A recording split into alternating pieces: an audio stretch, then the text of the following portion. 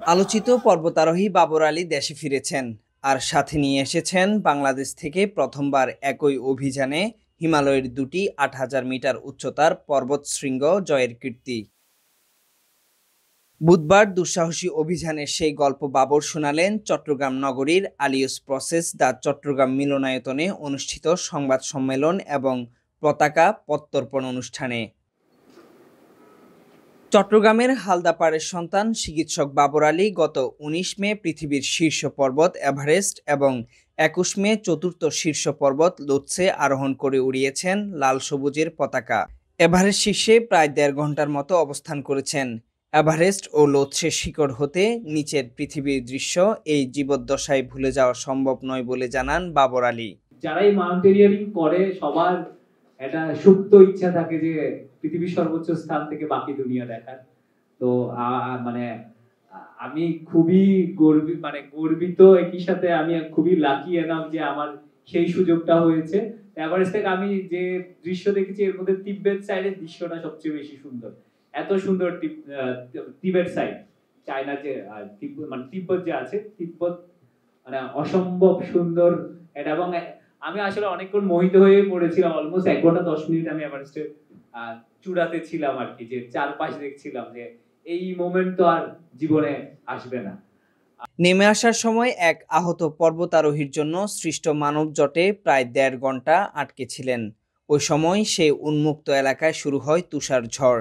সৌভাগ্যক্রমে বড় কোনো দুর্ঘটনার হাত থেকে বেঁচে যান এমন ভয়ঙ্কর অভিজ্ঞতার কথা জানান বাবর আলী। এভারেস্ট থেকে নামার সময় আমি তুষার ঝড়ে পড়েছিলাম, যেটা প্রায় ২.৫ ঘন্টা ছিল। একটা জায়গায় বসেছিলাম, একটা এক্সপোজড রিচ বা গিরিশিরাই, এমন একটা জায়গায় যেখানে কোথাও কোনো আড়াল নেই আর কি। তো ওই জায়গায় টানা যে বাতাস এবং তুষারের ঝাপটা, এইটা আমাকে মানে পুরো অভিযানে আমাকে ভয় পাইয়েছে বা চ্যালেঞ্জের মুখে ফেলেছে। আসলে এইটা থেকে হাঁটতে বেরিয়েছিলাম ওই ২০১৪ বা ১৫ সালে। কোন একটা মৃতদেহ আমার চোখের সামনে আসে। বেশিরভাগটাই হচ্ছে গোরাক, হিমালয়ান গোরাক, যে কাকের মতো দেখতে, এই পাখি খেয়েও ফেলেছে। তারপরে স্পাইনের কিছু অংশ, ফিমারের কিছু অংশ আমি দেখেছি। তো ওই সময় আসলে আমার খুব বেশি ভয় লাগেনি, যে আমি খুব সহজভাবে নিয়েছি।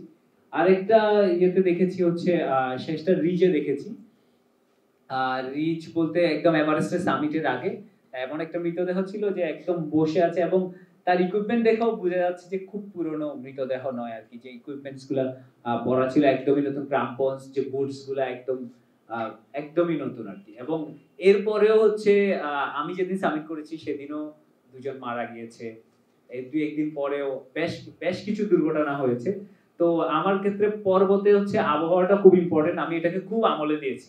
এছাড়া তিনি কৃতজ্ঞতা জানান নিজের ক্লাব ভার্টিক্যাল ড্রিমার্স, সকল পৃষ্ঠপোষক সংগঠন এবং ক্রাউড ফান্ডিংয়ে অংশ নেওয়া সকল শুভাকাঙ্ক্ষীর প্রতি। ক্যাম্প ৪ এবং উপরের এলাকায় পর্বতারোহীরা অক্সিজেন সিলিন্ডার ব্যবহার করলেও বাবর চেষ্টা করেছেন অভিযানে যতটা সম্ভব কম কৃত্রিম অক্সিজেন নিতে, কারণ তিনি স্বপ্ন দেখেন আগামীতে অক্সিজেন সহায়তা ছাড়াই কোনো ৮,০০০ই শৃঙ্গ আরোহণ করবেন। ২ পর্বতে তার সাথী ছিলেন নেপালের গাইড বাইরে তামাং। পর্যাপ্ত আর্থিক সহায়তা পেলে এবং অবকাঠামোগত উন্নয়ন হলে বাংলাদেশের পর্বতারোহীরা আরও অনেক দুর্দান্ত কীর্তি বইয়ে আনতে পারবেন বলে জানান এই অভিযানের প্রধান অভিযান সমন্বয়ক ফারহান জামান। বাংলাদেশের ঘরে ঘরে অনেকগুলো বাবর আলী তৈরি হওয়ার সম্ভাবনা আছে যদি শুধু আমরা পৃষ্ঠপোষকতা পাই। সংবাদ সম্মেলনে আরও উপস্থিত ছিলেন ভার্টিক্যাল ড্রিমার্সের সভাপতি দেবাশিস বল, প্রধান উপদেষ্টা শিহাবুদ্দিন এবং সহযোগী প্রতিষ্ঠান ভিজুয়াল নেটওয়ার্ক লিমিটেডের ব্যবস্থাপনা পরিচালক AN Faisal. Mahmud Hasan, C Voice 24।